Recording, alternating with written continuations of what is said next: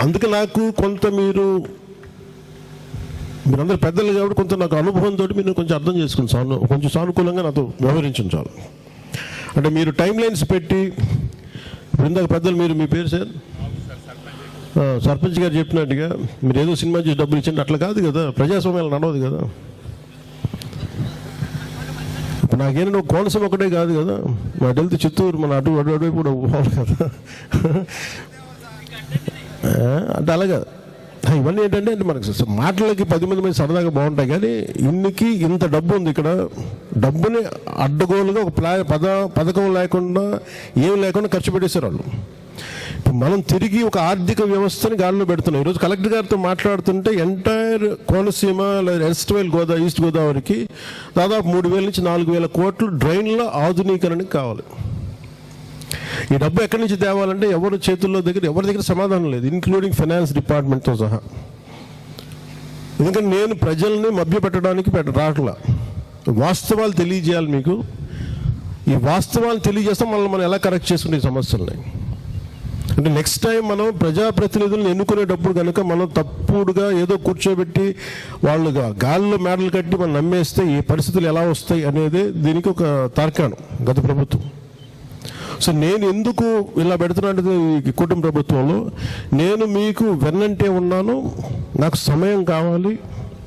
ముఖ్యంగా యువతకు సంబంధించి ఈ రోజున మీరు పెద్ద కొడుకు అంటే ప్రతిదీ బిడ్డలాగా చూసుకుంటారు.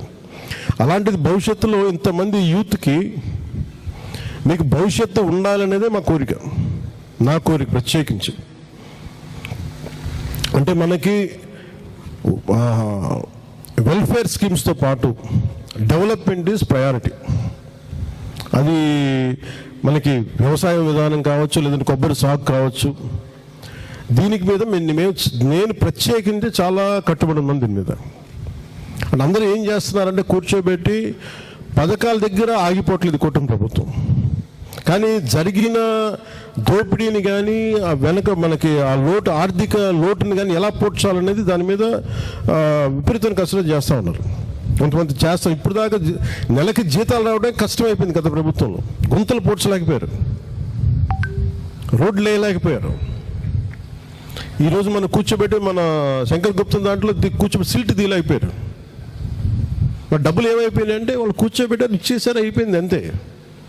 సో మనం మోర్ బాధ్యతగా ఉన్నాం. సో మేమండి ఎందుకు ప్రత్యేకంగా చెప్తున్నానంటే నేను మిమ్మల్ని మభ్యపెట్టేసి రాత్రికి రాత్రి మొత్తం కొబ్బరి చెట్లు తీసేసి మొత్తం ఫ్రెష్గా రేపు ఎల్లుండి కల్లా మొత్తం కొబ్బరి చెట్లు వచ్చేస్తాయి అలాంటి అబద్ధపు మాటలు చెప్పడానికి నేను, ఎందుకంటే జెన్జీ సరికొత్త తరం వాళ్ళు మారుతూ ఉన్నారు. ఎందుకంటే మీరు ఇంత కష్టపడ్డా మీ ఇంట్లో మీరందరూ ఇంత పెద్దలు మీరందరూ కష్టపడ్డా మీ ఇంట్లో బిడ్డల కోసం మీరు అందరూ 20 ఏళ్ళు 20 ఏళ్ళ పైన బిడ్డలే ఉంటారు. సో వాళ్ళ కోసం మీరెంత తపన పడుతున్నారో నేను అంతే తపన పడుతున్నాను. అందుకని మెయిన్గా మేము కూర్చొని వృత్తిపరంగా ఎలాంటి అవరోధాలు ఉన్నాయో అది మనకి వ్యవసాయ పరంగా కావచ్చు, మన ముఖ్యంగా కోనసీమకు సంబంధించి కొబ్బరి రైతాంగానికి సంబంధించి కావచ్చు. సో నేను సమగ్రంగా ఎందుకంటే అధికారుల దగ్గర బీసీ రోసయ్య గారి రిపోర్టు నా దృష్టిలో ఉంది, అధికారుల దగ్గర దృష్టిలో లేదంటే నాకు కొంచెం ఆశ్చర్యంగా ఉంది.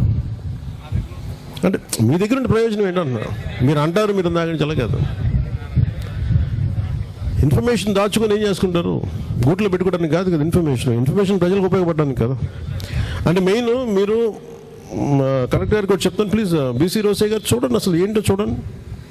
అలాగే నేను అడిగినప్పుడు కాదు, మీరు ఆల్రెడీ దాన్ని క్లియర్ కట్గా ఉండుంటే చాలా బాగుండేది. అలాగే మీరు 50 మీటర్ల 110 మీటర్ల అసలు డ్రైన్స్ ఆక్రమణలు గురైనయా దీని మీద మీకు ఎవరికి సంపూర్ణ అవగాహన లేనట్టు అనిపిస్తుంది నాకు. ఒకసారి చూడండి అది. అంటే ఇది నేనేమన్నా ఇది మిమ్మల్ని ఇబ్బంది పెట్టడానికో లేదంటే మిమ్మల్ని నేను ఇంకోలా దీన్ని తప్పుగా తీసుకోకండి. నేను అనేది అంటే మనం అందరం కలిసి వాళ్ళు అందరూ గెలిపించారు మమ్మల్ని. లేటెస్ట్ ఒక కలెక్టర్ దృష్టి కూడా తీసుకొస్తే ఒక శాశ్వత పరిష్కారం వెతకాలి దీనికి. ఎందుకంటే ఇదే కోనసీమలో కూడా ఇంకొక ప్రాంతంలో కూడా ఉందంటే కూనవరమా, అక్కడ కూడా ఇలాంటి సమస్య ఉందా? ఇప్పుడు ఇక్కడ ఉంది, కూనవరంలో కూడా వచ్చింది, అక్కడ కూడా ఆపాలని కదా. అదే చెప్పాను, దానికి కూడా సమస్య ఉంది అనుకో ఆ ప్రాంతానికి కూడా. అదే చెప్తాను.